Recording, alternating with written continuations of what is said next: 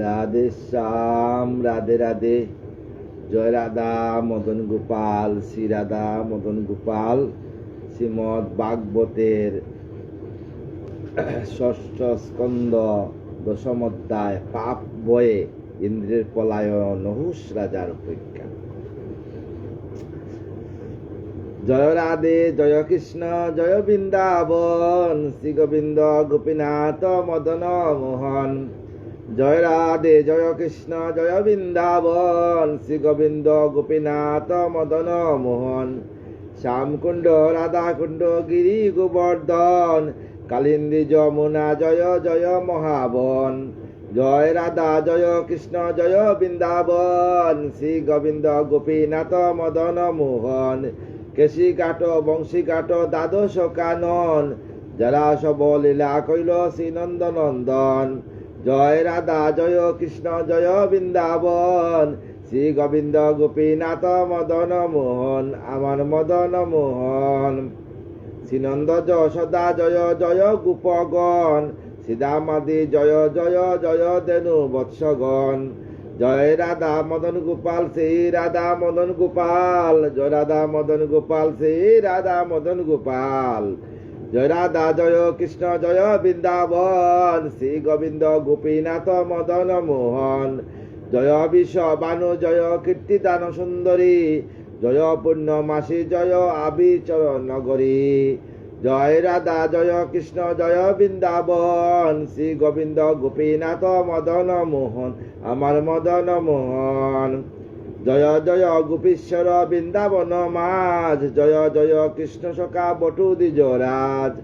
জয় রাধা, জয় কৃষ্ণ, জয় বৃন্দাবন, শ্রী গোবিন্দ গোপীনাথ মদন মোহন, আমার মদন মোহন। জয় রাম ঘাট, জয় রোহিণী নন্দন, জয় জয় বৃন্দাবন বাসী যত জন। জয় রাধা, জয় কৃষ্ণ, জয় বৃন্দাবন, শ্রী গোবিন্দ গোপীনাথ মদন মোহন, আমার মদন মোহন। জয় দ্বিজ পত্নী, জয় নাগ কন্যাগণ, ভক্তিতে যারা পাইল গোবিন্দ চরণ। জয় রাধা, জয় কৃষ্ণ, জয় বৃন্দাবন, শ্রী গোবিন্দ গোপীনাথ মদন মোহন, আমার মদন মোহন। শ্রীরাস মণ্ডল, জয় জয় রাধা শ্যাম, জয় জয় রাসলীলা সর্বমন রাম। জয় রাধা, জয় কৃষ্ণ, জয় বৃন্দাবন, শ্রী গোবিন্দ গোপীনাথ মদন মোহন, আমার মদন মোহন। জয় জয় রস রস সর্বরস সার, পরকিয়া বাবে যাহা ব্রজেতে প্রচার। জয় রাধা, জয় কৃষ্ণ, জয় বৃন্দাবন, শ্রী গোবিন্দ গোপীনাথ মদন মোহন। শ্রী জাহ্নবী পাদ পদ্ম করিয়া শরণ, দীন কৃষ্ণ দাস কয়ে নাম সংকীর্তন। জয় রাধা, জয় কৃষ্ণ, জয় বৃন্দাবন, শ্রী গোবিন্দ গোপীনাথ মদন মোহন। দাহল নদিয়া লোক গৌরাঙ্গ দেখিতে, আনন্দে আকুল চিত্ত না পারে চলিতে। জয় রাধা, জয় কৃষ্ণ, জয় বৃন্দাবন, শ্রী গোবিন্দ গোপীনাথ মদন মোহন। চিরদিনে গৌরাচাঁদ বদন হেরিয়া, দুঃখিত চাকর আখি রইল মাতিয়া। জয় রাধা, জয় কৃষ্ণ, জয় বৃন্দাবন, শ্রী গোবিন্দ গোপীনাথ মদন মোহন। এরিয়া বকত দন আনন্দে বিবর, জননী পাইয়া গৌরা চাঁদে করে কুর। জয় রাধা, জয় কৃষ্ণ, জয় বৃন্দাবন, শ্রী গোবিন্দ গোপীনাথ মদন মোহন, আমার মদন মোহন। মরণ শরীর যেন পাইল পরাণ, গৌরচাঁদ নদিয়াপুরে বাসু ঘুষ গান। জয় রাধা, জয় কৃষ্ণ, জয় বৃন্দাবন, শ্রী গোবিন্দ গোপীনাথ মদন মোহন। জয় রাধা, জয় কৃষ্ণ, জয় বৃন্দাবন, শ্রী গোবিন্দ গোপীনাথ মদন মোহন, আমার মদন মোহন। রাধে শ্যাম। শ্রীমদ ভাগবত ষষ্ঠ স্কন্ধ দশম অধ্যায়, পাপ বয়ে ইন্দ্রের পলায়ন, নহুষ রাজার উপেক্ষা। মুনি বলে, পরীক্ষিত করব দান, এক্ষণে বলিব আমি অপূর্ব আখ্যান। সুখদেব পরীক্ষিতকে বলবেন, তুমি ধৈর্য ধরো, আমি অপূর্ব আখ্যান বলবো। বৃত্তের মৃত্যুতে যত লোকপালগণ, সন্তাপ পরহিত করে আনন্দানুষ্ঠান। বৃত্রাসুর হন্তা ইন্দ্র না বলে কারণ, মনেতে সন্তোষ আর নাই কদাচন। দেবঋষি ভূত দৈত্য শিব প্রজাপতি ইন্দ্রে না জিজ্ঞাসে যায় আলয়েরও প্রতি। কেউ ইন্দ্রকে আর জিজ্ঞাসা করে না, ইন্দ্রে আলয়ে কেউ যায় না, বন্ধ করে দিয়েছে। পরীক্ষিত বলে মুনি কহ তো কারণ, ইন্দ্র তুষ্ট নাই বৃত্তে করিয়া নিধন। ইন্দ্র বৃত্রাসুরকে নিধন করিয়া ইন্দ্র তুষ্ট নাই মনে, উনিও দুঃখিত। কারণ কি জানেন, বৃত্রাসুর চেয়েছিল যে আমি গোবিন্দের অস্ত্রতে, নারায়ণের বজ্রত্রে যে নারায়ণের অস্ত্রতে যাতে মৃত্যু হয় আমার। তাই একজন ভক্তকে মেরে কি কল্যাণ হয়? কল্যাণ তো হয় না। বৃত্রেরে বদিয়া তুষ্ট কইল দেবগণে, অসন্তুষ্ট নিজেরও কিবা সে কারণে। অসন্তুষ্ট ইন্দ্র কি কারণে? সুখদেব বলে শুনো পাণ্ডু বংশদেব দর। সুখদেব বললেন পরীক্ষিতে যে পাণ্ডু বংশধর তুমি শুনো। সুখদেব বলে শুনো পাণ্ডু বংশধর, দেবঋষি করে আসা ইন্দ্রেরও গোচর। দেবঋষিরা ইন্দ্রের গোচর আশা করছিল।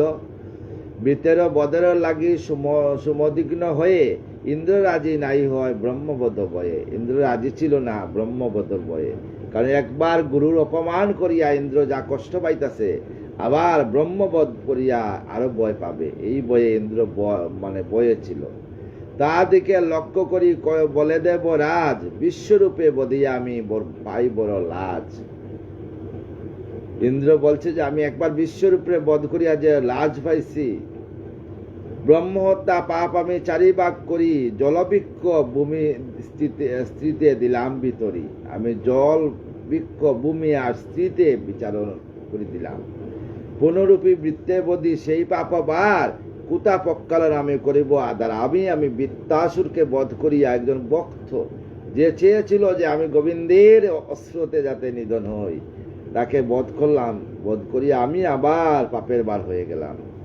সুখদেব বলে শুনো ভারত রাজন, ইন্দ্রলক্ষ্মী বলে তবে যত ঋষিগণ। তাই ঋষিগণ ইন্দ্রকে বলল, অশ্বমেধ যজ্ঞমুরা তোমারও কারণ, করিয়া করিব তব ভয় নিবারণ। আমরা অশ্বমেধ যজ্ঞ করব তোমাকে, তোমার ভয় নিবারণ করার জন্য। অশেষ অমঙ্গল তব হইবে সাধিত, বৃত্রাসুরে বধ তুমি না হইয়া বৃত। তুমি বৃত হইও না, আমরা অশ্বমেধ যজ্ঞ করব যাতে তোমার ভালো হয়।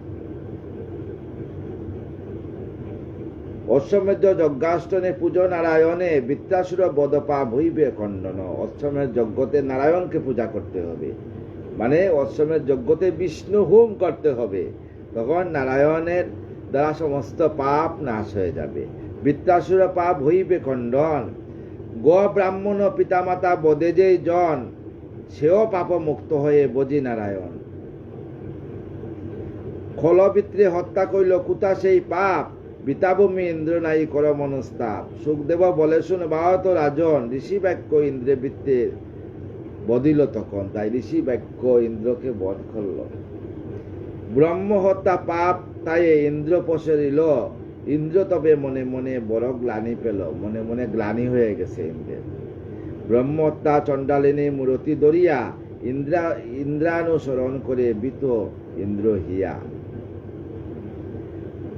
আমরা যদি কোনো পাপ কারোকে যদি অপমান করি, করলে কি হয়, রাত্রে যখন ঘুমাই না, ঘুমাইলে যদি মনে হয় বাবা মনে হয়, তে মনে হইয়া যখন আফসোস যাবে, আফসোস মানে পাপ, এই আফসোসে আপনাকে অসুস্থ করে দেবে পাপে। ব্রহ্ম হত্যা দেহ হয় জরাতে কম্পিত, ক্ষয়রোগ ক্রান্ত রক্তবাস পরিহিত। শুভ্রকেশ উড়াইয়া অতীব চিৎকার, দাঁড়াও দাঁড়াও বলি ডাকিল ইন্দ্রেরে। ব্রহ্ম হত্যা ডাকে ইন্দ্রকে দাঁড়াও দাঁড়াও করিয়া।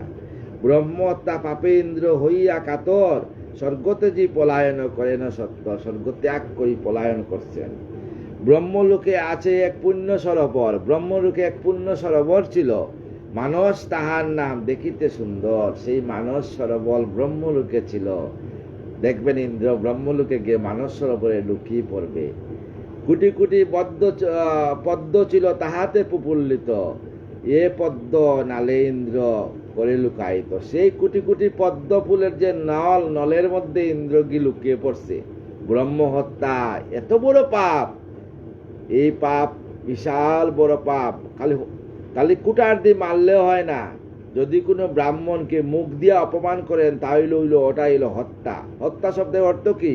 খালি কাটলে মারলে হয় না, মুখে যা বলবেন এটাই হইল হত্যা।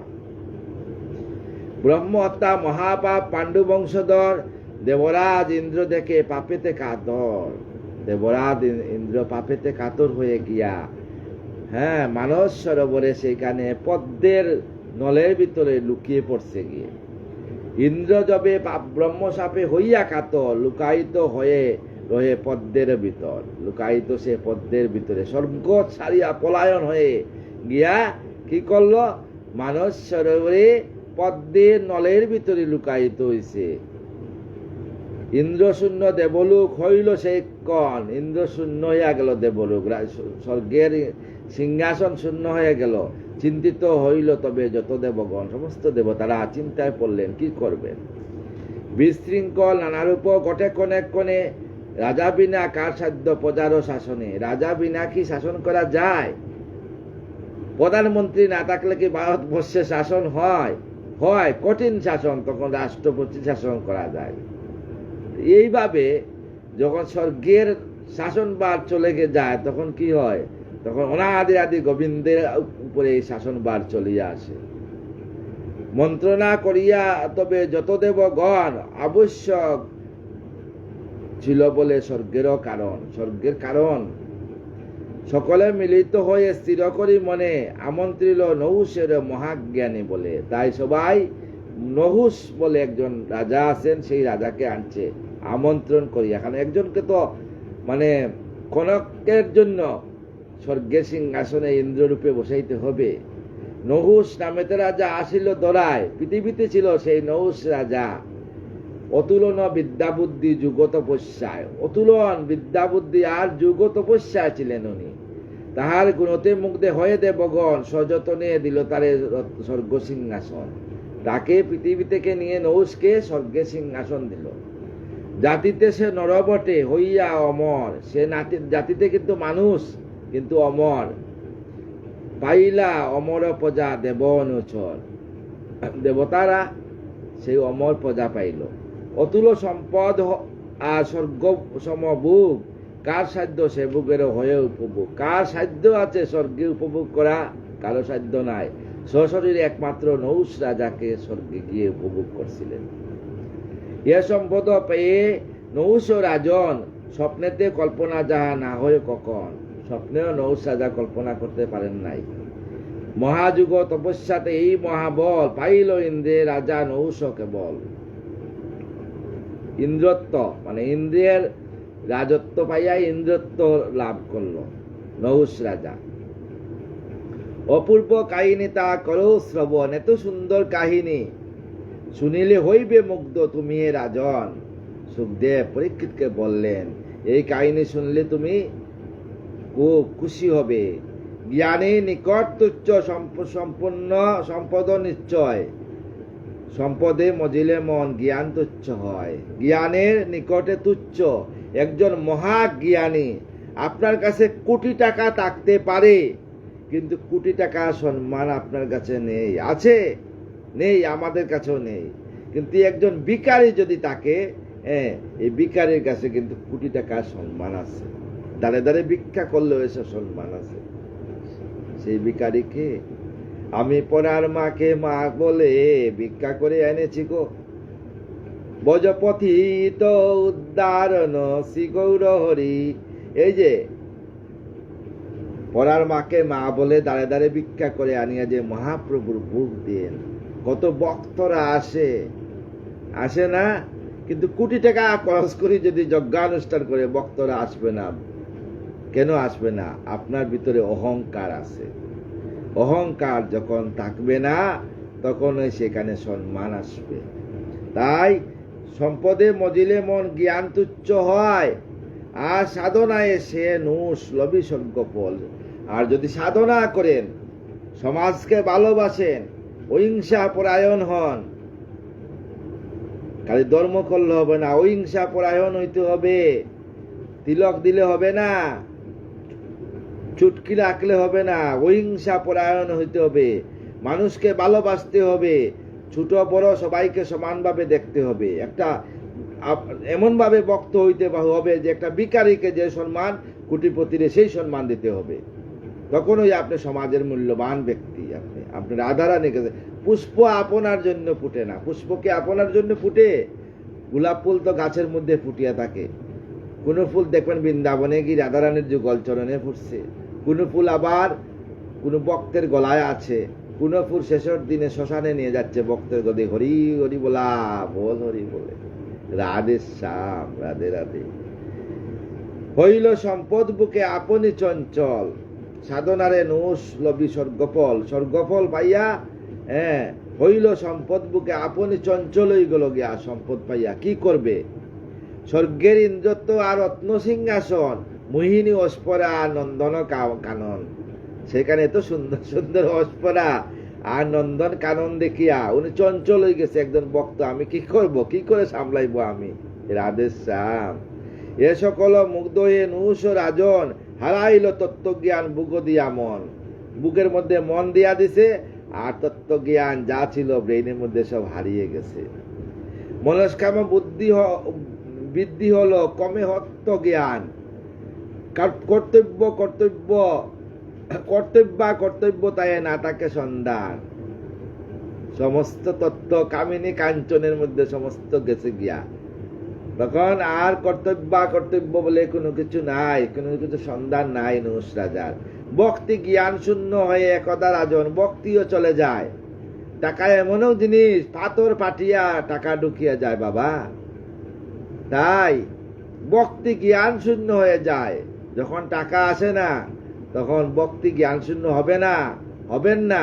সবসময় রাধারানীকে বলবেন যে রাধারানী যা দিয়েছ আমার তো কিছু নাই, তুমি যা দিয়েছ তোমার জন্য, তুমি যা দিয়েছ আমি তোমাকে তাই রন্ধন করে দিয়েছি। আমার কি সাধ্য আছে যে তুমি যা দিয়েছ টাকা পয়সা তোমার, সব তোমার, আমার কিছু না। এই ভাবনা যদি মনের মধ্যে রাখেন, অন্তরে রাধারানীর যুগল সিংহাসন ভাবতে হবে। রাধে শ্যাম, রাধে রাধে। কামাদি মুগ্ধ হয়ে নৌসরে মন, কাম ভাবে মুগ্ধ হয়ে গেছে। ভক্তি জ্ঞান শূন্য হইয়া কাম ভাব সুন্দর সুন্দর অস্পরা দেখিয়া উন্মুক্ত হইয়া তবে সম্পদেরও মদে ভাবিতে লাগিল রাজা লবি ইন্দ্রপদে। ইন্দ্রপদে তাকিয়া ভাবতে লাগলো, আমি ইন্দ্র হইলাম স্বর্গের ভিতর, দেবদেবী হইয়াছে আমারও কিঙ্কর। আমি স্বর্গের রাজা হইছি, সমস্ত দেবতারা আমাদের চাকর হইয়া গেছে। কিঙ্কর মানে চাকর বাবা।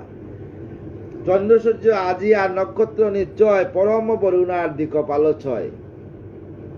আমার আজ্ঞা সবে করিছে পালন, মম সম কেবা আছে, কেবা আর আসে শ্রেষ্ঠ জন। যখন টাকা পয়সা হয় তখন এইটা যদি ভাবেন না, তাইলেই আপনার ধ্বংসের মূল চলে আসবে। এটা ভাববেন না। নিজ কর্ম ফলে লবি দেব সিংহাসন, ইন্দ্র লয়ে কেন সচি না করি গ্রহণ। আমি মানে একটা কথা বলতে মানে দুঃখ লেগে গেছে, কথা বলতে বলতে মনে হয়ে গেছে। আগে আমি এক মন্দিরে, নিজের আশ্রম ছাড়িয়াও এক মন্দিরে গিয়ে মানে 1 মাস নিয়ম সেবা ওদের সঙ্গে মানে আনন্দ পেতাম করতে করতে। তো ওই মন্দিরে সাধু একজন আছেন, মানে প্রতিদিন পান চাবান বিড়ি টানেন। উনার এইটাই উনার দাসত্ব, আর কিছু নাই। উনার নামে সাধু আর কি, গুসাই গুসাই গুসাই, নতুন গুসাই। একদিন এক মা মন্দিরে সব সময় বাসন টাসন সব তা দয় বাবা, মন্দিরে বাসন টাসন সব দয়। আমাকে কিন্তু সব কিছু রেডি করে দেয়। আমি মানে বুক রান্না সেবা পূজার কাজ, আমার ওইগুলা কে কি করলো আমার দেখার বিষয় না। তো মন্দিরে উৎসব ছিল, ওই সাধু ওই গুসাইও কিনারে বসছেন। উনি মন্দিরে নিজেকে হর্তা কর্তা বিদ্যার্তা বলে ভাবেন আর কি, কিন্তু আমি ভাবি না। মন্দির আমারই সৃষ্টি, বিগ্রহ আমারই প্রতিষ্ঠা, আমারই আনা, সবকিছু আমার, কিন্তু আমি ভাবি না। উনি ভাবে নিজের সবকিছু। তো উনি কি করলো, একটা মেয়ে আমার কিনারও মানে বাবা ক্ষুধা পেয়েছে আমাকে বলছে। আমি বলছি মা আয় না প্রসাদ নিয়ে নে।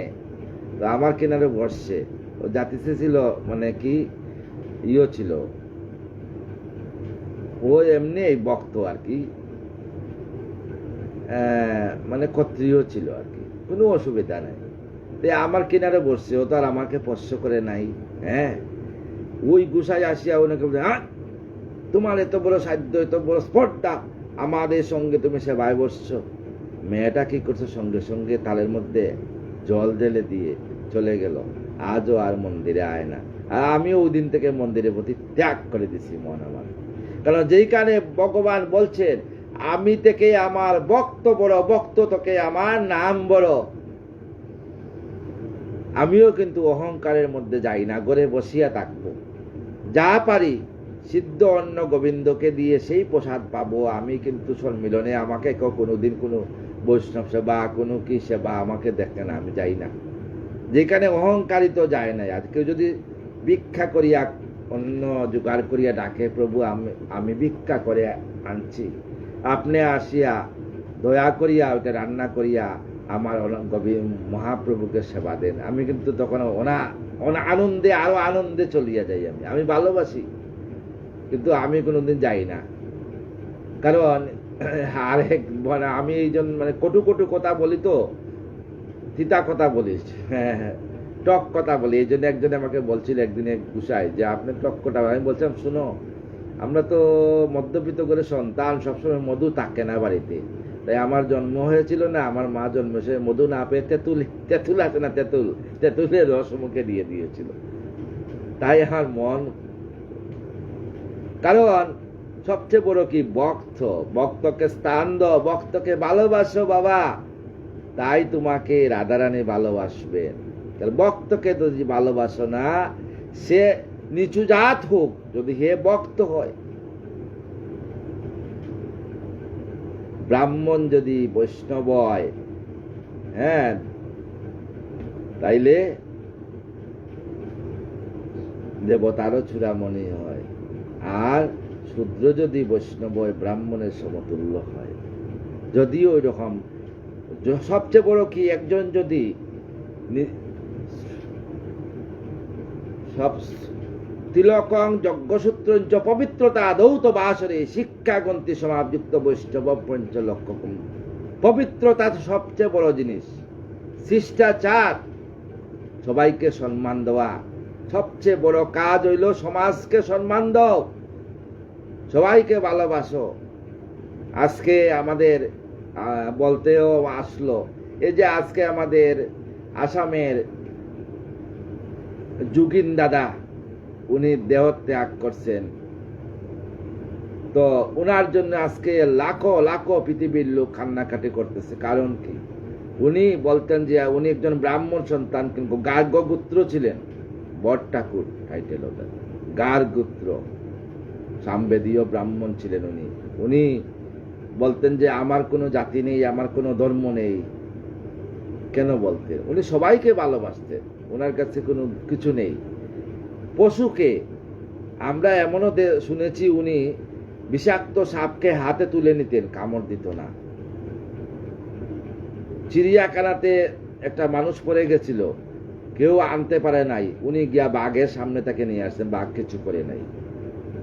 এরাই হইল, এরা পৃথিবীতে বারবার আসে, এরা অনুচর হয়ে, অনাদি আদি গোবিন্দর অনুচর হয়ে মানুষকে, সমাজকে শিক্ষা দান করার জন্য আসে। বারবার এরা আসে। কিন্তু তাই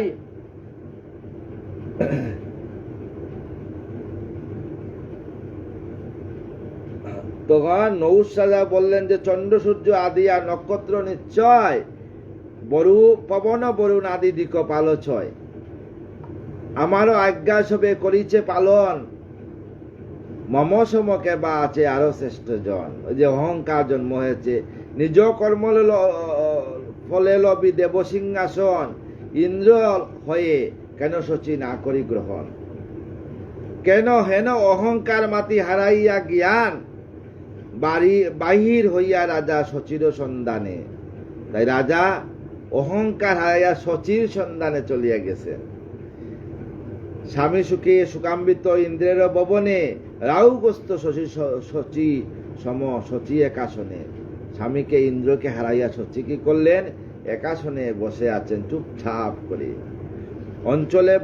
অঞ্চলে বদন নিজ করিয়া বরণ, অষ্টমীর শশী সম উজ্জ্বলিল ভবন। অঞ্চলে মুখ ডাকিয়া বসিয়া আছেন, দাঁড় করে চৌকের জল পড়ছে। দুঃখ সুখে গৃহপ্রান্তে ছিলেন ইন্দ্রাণী, প্রবেশ করেন রাজা হইয়া অজ্ঞানী। এমন সময় নহুষ রাজা গিয়া প্রবেশ করছেন সেইখানে। নহুষে হেরিয়া শচী চমকিত মন দেখিয়া শচী চমকিত হয়ে গেছে। জিজ্ঞাসিল, কেন রাজা হেতা আগমন? আপনি কেন আসছেন? জিজ্ঞাসা করলো, কি কারণে আসছেন আমার ভবনে? রাজা কোন শুনছি আমারও বচন, আনন্দ লহরী তুমি, দুঃখী কি কারণ? তুমি তো আনন্দ লহরী, স্বর্গের রানী, তুমি কেন দুঃখিত? মহেন্দ্র বিরহ কাদ দিবানিশি বসি, কাঁদিয়া সুবর্ণ বর্ণ করিয়াছ মসি। তুমি মহেন্দ্র বিরহ, তুমি একটা দণ্ড তোমার যায় না, তুমি চৌকের জলে অশ্রুবাস দিবানিশি বসি, কাঁদিয়া সুবর্ণ বর্ণ করিয়াছ মসি। তোমার সোনার বর্ণ চেহারা তুমি নষ্ট করে ফেলছ। বহু কর্ম ফলে পাই স্বর্গ সিংহাসন, আমি কিন্তু বহু কর্ম ফলে স্বর্গ সিংহাসন পাইছি, কিন্তু তব লাগি মোর উচ্চাটন মন, তোমার জন্য মন উচ্চাটন হয়েছে। বদন কুলিয়া দেখো হইয়া হরস, পুরাও আমারও সাদ যা আছে মানস। পরশ্রী কাতর হয়ে গেছে নহুষ রাজা। মানে টাকা আসার সঙ্গে সঙ্গে মানুষের কি হয় ঠিকানা নেই। এত শুনি শচী তবে বিষাদিত মন, বৃহস্পতির কাছে শীঘ্র করিল গমন। শচী বয়ে বৃহস্পতির কাছে চলিয়া গেছেন, গুরুদেব বৃহস্পতির কাছে। এলায়ে পরিষে কেশ গণে বয়ে শ্বাস, এলায়ে কেশ পরি গেছে, কেশ বাধা নেই, আর শ্বাস পড়ছে বয়ে। এই যে বয়ে, নেত্রে নির বয়ে সদা হইয়া নিরাশ, সবসময় নেত্রে জল বচ্ছে। হেন বাব হেই তবে গুরু বৃহস্পতি, কইতে লাগিল কেন কাঁদিয়াছ সতী। গুরু বৃহস্পতি বলছেন, মা তুমি কেন কাঁদছ? শচী কোন গুরুদেব কর শ্রবণ, নহুষ ইচ্ছল মোরে করিতে হরণ।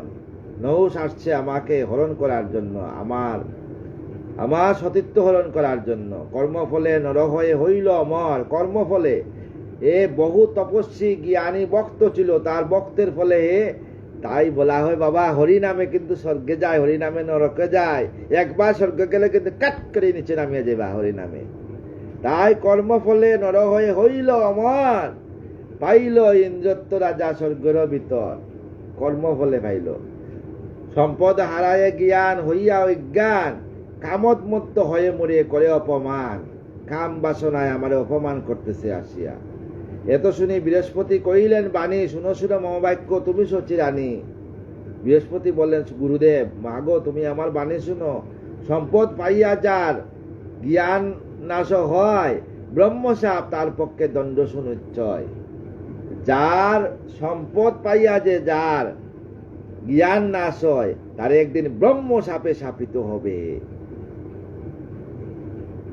কারণ দুঃখিত হইয়া চণ্ডালে সাপে না খণ্ডাইতে পারে বিধাতার বাপে।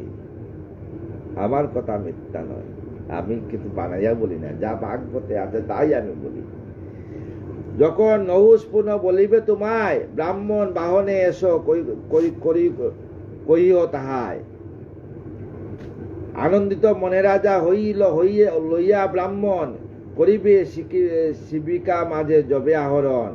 সেই কালে ব্রহ্মশাপ হইবে তাহার, ইন্দ্রত্ব হইবে নষ্ট করিনু বিচার। বৃহস্পতি শিখাইয়া দিলে মাগো এইভাবে বলিও, ব্রাহ্মণ বেশে আসতে বলিও।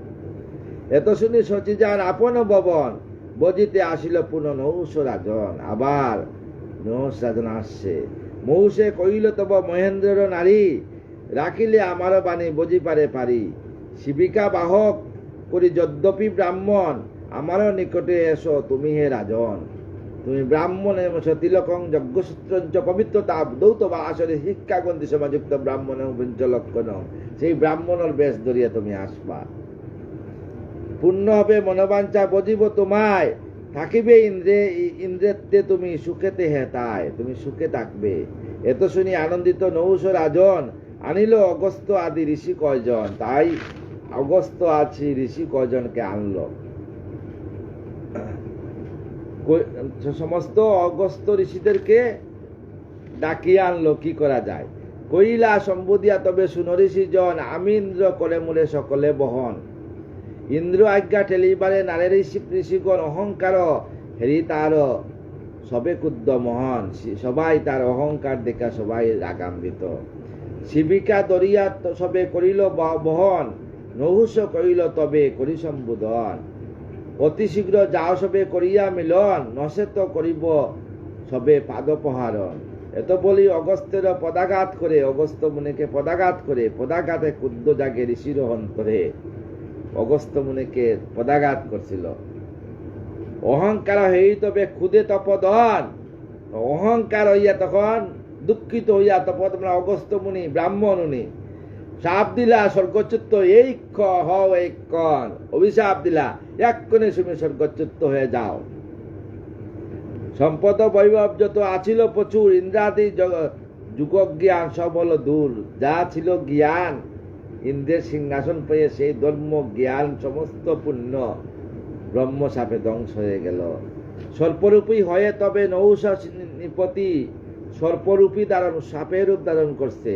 স্বর্গ হতে মহাবজ্ঞে পরে দ্রুত গতি, স্বর্গ থেকে সাপ হয়ে পড়ে গেছে। অহংকার ফলাফল দেখো রাজন, অহংকারে সর্বনাশ জ্ঞানীর বচন, অহংকারে সর্বনাশ হয়। এইদিকে ইন্দ্রদেব সহস্র বৎসর পদ্মেরও নালেতে তাকে চকিত অন্তর। ইন্দ্র সহস্র বৎসর 100 বৎসর পদ্মের নালের ভিতরে ব্রাহ্মণ হত্যার বয়ে লুকিয়ে আছে, পাপের বয়ে। কি পাপ করলাম? পদ্মবন অধিষ্ঠাত্রী লক্ষ্মী দেবী আর রুদ্রদেব ইন্দ্র রক্ষা করে অনিবার। পদ্মবনে অধিষ্ঠাত্রীকে লক্ষ্মী দেবী। বিষ্ণু ধ্যান চ্যুত হয়ে ইন্দ্র নহে কদাচন, পাপ কয়ে করে পুনঃ স্বর্গে আগমন। তাই ওই পদ্মের নলের মধ্যে তাকিয়া লক্ষ্মী দেবীর চরণে তাকিয়া ওইখানে অনাদিরাদি গোবিন্দকে ওম নমো বাসুদেবায় নমো বাসুদেব মন্ত্র জপ করল 1,00,000 বৎসর। তাই পাপক কয়ে পরে করে পূর্ণ স্বর্গে পাপ ক্ষয় হয়ে গেল। বয়ে ব্রাহ্মণকে যে উনি গুরুদেবকে অপমান করছিলেন, অপমান বয়ে তখন কোথায় নেই, তখন গিয়া মানস্বরূপে পদ্মের নলের ভিতরে সহস্র বৎসর ছিলেন। লোকশিক্ষা লাগে তবু অশ্বমেধ করে, লোক শিক্ষার লাগে অশ্বমেধ করে। আমরা যজ্ঞ করি কি কারণে? লোক শিক্ষার জন্য। আপনি আচরে ধর্ম জীবনে শিখাও। চৈতন্য মহাপ্রভু উনি তো নিজেই আসছিলেন পৃথিবীতে। উনি কি করিলেন? একদিন রাধারানী, আমার গোবিন্দ রাধারানীকে বলছিলেন যে আমাকে তো আবার আসতে হবে কলিতে। রাধারানী বলছিলেন, প্রভু তুমি দাপরেতে এত কষ্ট পেয়েছ, তাই এবার আমিও তোমার সঙ্গে যাব। তখন গোবিন্দ হাসছিলেন। রাধারানী বলছিলেন, না, আমি থাকবো বাহিরে, তুমি তাকে ভিতরে, 2 অঙ্গে 1 অঙ্গ তবেই হবে গৌরাঙ্গ। আমি গৌর রূপ ধরে নদিয়াতে আসব। তাই ব্রজে থেকে অনেক খানাই কার বাবে বাই, কি হবে তাই ব্রজ ছেড়ে এলে। ব্রজে আসছেন। আমরা এত পুণ্যবান যে আমরা এই পশ্চিমবঙ্গের মাটিতে আসছি। পুণ্যভূমি যেখানে আমাদের এই নদিয়ার মাটি, যেখানে আমাদের অনাদি আদি গোবিন্দ কে এনেছেন, সেই অদ্বৈত মহাপ্রভু, সে যাকে বলা হয় মহাবিষ্ণু অবতার।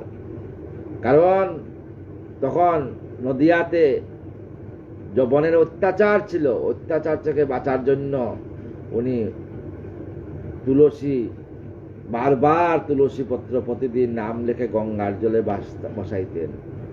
লাস্টে একদিন উনি বাসাইতে এখন বৃদ্ধ হয়ে যাচ্ছেন। উনি বলছেন, প্রভু আমি আর পারবো না। লাস্ট এইবার দিয়েছি, রাগ করেছেন প্রভুকে, অদ্বৈত হুঙ্কার দিয়েছেন, হে প্রভু আজকে যদি তুমি না আসো তাইলে আমি